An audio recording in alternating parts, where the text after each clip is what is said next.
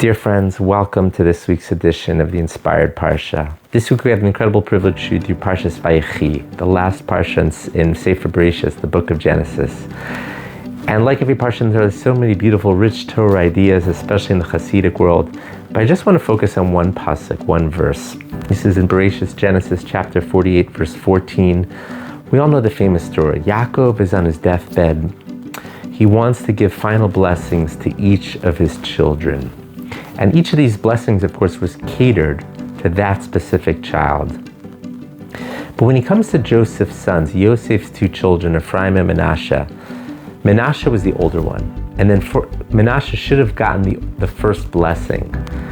He should have had his right hand put on Manasseh.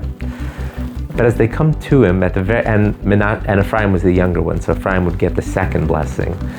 At the very last moment, Jacob famously switched his hands, and he ended up giving the first blessing to Ephraim and the second blessing to Manasseh. What's the reason for that? What was special that all of a sudden at the last moment he said, I have to give Ephraim the first blessing and Manasseh the second blessing?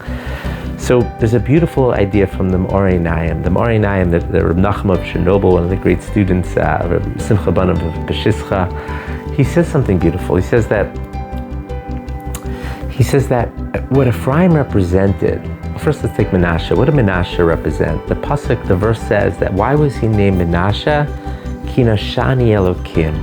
God has caused me to forget my pain. Nashani Elokim, forget my pain. Why was Ephraim named Ephraim? Ki hifrani Elokim. God has caused me to become great. What's the difference between these two? One of them is sort of a negative. It's the past and trying to forget the past and the painful difficulties, the sins that we've done, whatever it might be, our struggles that we've had, trying to just cut away from that past. But what's Ephraim's approach? Ki hifrani Elokim, God has caused me to become great. Remembering the potential that we have, the greatness that we have inside each and every one of us. It's a forward, positive way of thinking. It's not dwelling on the past and trying to say, okay, we have to forget all the negative, bad things that we've done. It's a forward way of thinking. Ki hifrani Elokim, God has caused me to become great. We all have tremendous potential. You know, this was the younger, the newer way of thinking. This was Ephraim's way. I once heard from my Rabbi Moshe Weinberger in Woodmere. He said that this idea is actually all of Hasidus. You know, the path before it, the Vilna Gaon's path, the path before it was a little bit of cutting away the past, you know, trying to just sur meirah, not think of the past, cutting away from it.